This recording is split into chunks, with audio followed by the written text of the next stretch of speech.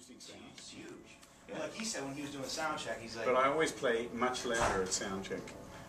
Right? I push everything at sound check because I want to see where it can go. Right. And then when the whole sound tightens up when the room's full of people. Right. The whole characteristic changes. So it's big and it's echoing and it's moving around and you think, yeah, but that's what I'm used to with sound check. See that breaking point, right? You're trying to find the point of where it's going to feed and all that. I meant. Yeah. That's what this. I had to stuff it. It's stuffed. Yeah. It's plugged, and then what I'll do is I got like an EQ that I dial back some of the bass because this thing, you know, you buy these guitars and you're playing and you're wrestling with feedback. And it's like, that's right. You know, it's kind of crazy. That's because they're not designed to be played very loud. Right. These guitars, it's a jazz guitar. It's meant to be played like this. Right.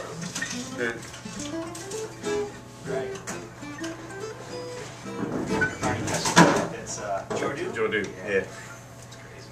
Yeah. I was talking to Adam, you know, and he set this thing up. And I said, man, I don't know what to do. You know, I said, Tommy's coming. I said, you know. I think I've seen a video of you playing anyway. Yeah, I think I was doing like Superstition because he mentioned you guys had done that together. Yeah. You know, and then he said you're a Beatle guy too, because I know you're a Beatle guy. Yeah. I got kind of a weird version of Rigby that I do with kind of a different, kind of more Latin feel. But I mean, you know, I don't know. So I was thinking of a couple things, but you know.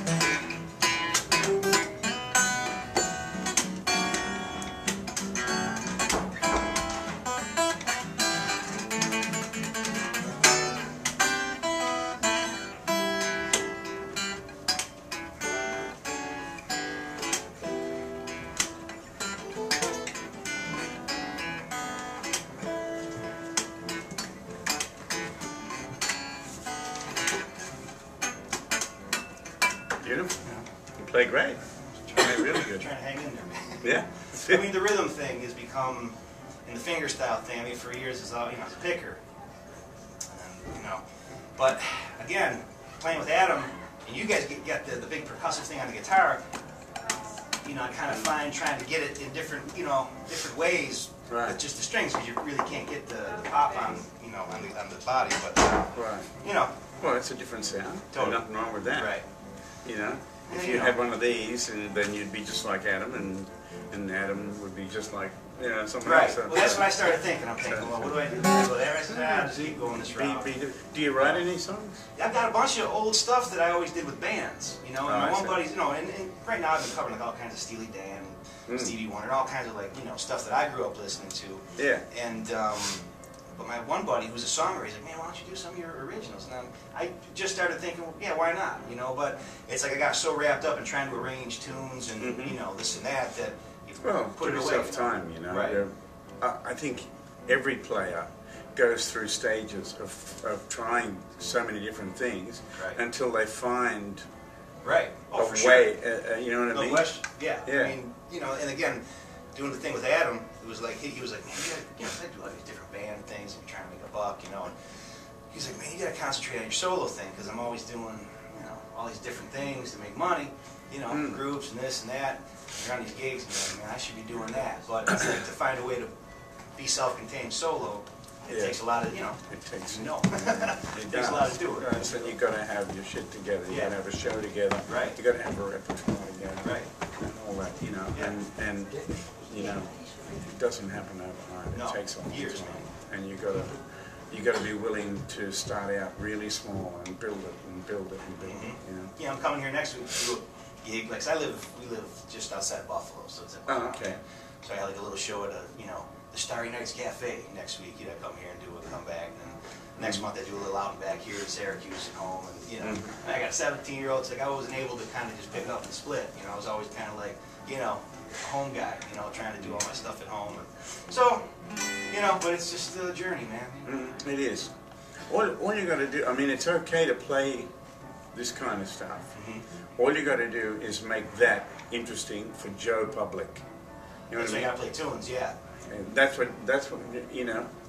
It doesn't matter what other musicians say. Right. They're not the ones who buy concert tickets and come to shows. Right. It's the public. They're the ones you've got to move. Right. Okay? So you can still be true to your art, your gift, but you've got to find a way of making it work for the public. Right. And that involves, say, you and I jammed over that tune, we know that song, it's in our blood. Right. But the average Joe, by the time we're the second time round, he might be going, I wish they'd change chords. You know what I mean? Right. They're already starting to... Everybody's got ADD because they've got these fucking phones and shit now, you know? Everybody wants a photograph of everything instead of just being in the moment. It's the same with music. It's like, let's go, you know? And so, you know, I find, from my perspective, if you really want to get the crowd in, then it's got to be surprise me at every bend. You know, at every corner, surprise me. Keep surprising me, and that's what will set you apart from everybody else. Cool. You know, get the repertoire, get the arrangements interesting. You know. And that takes time. You don't expect it to happen quickly. It doesn't. It takes a lifetime to get a really good repertoire of arrangements that are really great. You know, a guy said to me the other day, "What do you do if you're feeling flat? If you're tired or you just spent, which is normal for a human being to, you know." What I said, in the worst case scenario that I'm not even into it at all, I can still go out and play songs that I believe in, that I can stand on, even if I have nothing to say. But I mean, I very rarely ever have nothing to say, thank God. But what I'm saying is that I've built up a repertoire of songs that if I need to do that, I know I can go, that song will do that. If I need to do that, that song will do that. You know? And so that's what it's about. And I learned a long time ago, entertainment is about surprise me. And you and I, it's our job to entertain people with these instruments. We got to keep constantly surprising them. Cool, man. So you've got the ability. There's no question in my mind about that.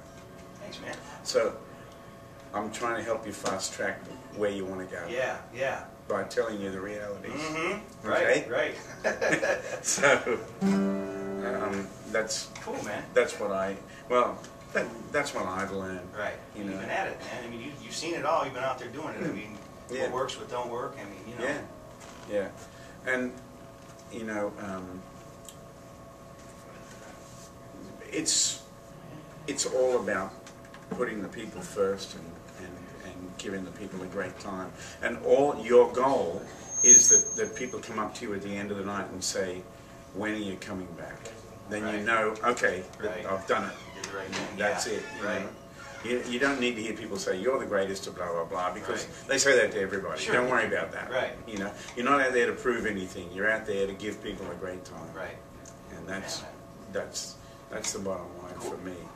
Man. You know, it's just weird. I mean, solo guitar. I mean, it's been, you know, started out doing like jazz standards. You know, like the old stuff, and you know, then I realized, well, a lot of guys have done that. So started becoming, well, you know, what tunes can I do that I kind of grew up on that makes sense to me to play, and sure enough, you know, you start realizing, I mean, the guys in my age group are kind of the next generation of people that got money to spend to go out and listen, and so it's like, you know, you go towards that. And you haven't covered more Zeppelin stuff and Pink Floyd stuff, and it makes you totally, every tune you pick makes you do something different on the guitar that you wouldn't do, you know, necessarily if you were, you know what I mean, like the troubles that a melody presents or something, you know, forces you into a different place, or how am I going to do that, man? Am I going to, you know, and it's like troubleshooting or something, you know, to try to arrange things, you know. Yeah. It takes time to get good arrangements together, but if you got the good songs and you know, then the arrangements are interesting. It's usually only something that's really so awesome that you just want to keep repeating it over and over that will stand. Right. You know? Right. But other than that, you know, even like with Superstition, as great a song as that is, written by one of the greatest composers of all time, maybe the second or third time it needs da da da da da da. Da, da, da, da, da, da. You know what I mean? Maybe it, no. I've never played the song, only with Adam, you know? Yeah, because it reminds me of, right, if you're doing...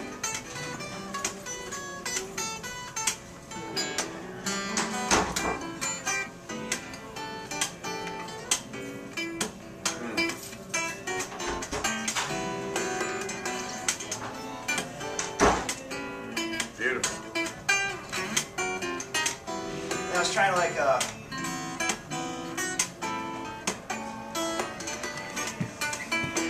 know, change, you know,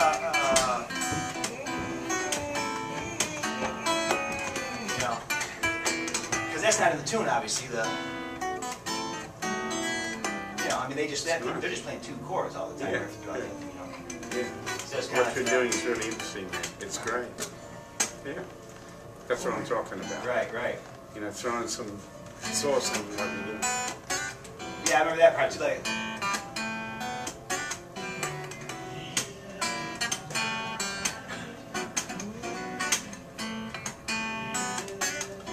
And what do you play this guitar through?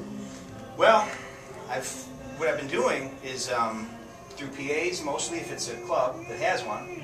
But I recently got, you know, because I always played through Fender amps, and it's like, man, I wasn't cutting it in gigs. And so I went out and bought like a powered speaker, a QSC 1000-watt 12-inch speaker that I can get up in the air, you know, that kind of projects differently than a Fender amp on the ground. But, you know, if I can get through a PA system, that's kind of the ideal thing, because then it's, you know, pedalboard, PA. That's what I've been doing. It seems to work. You know, you get the depth and the overall sound with it, but it's still trial and error for that too. Trying to figure out the sound and what sounds best, you know. So,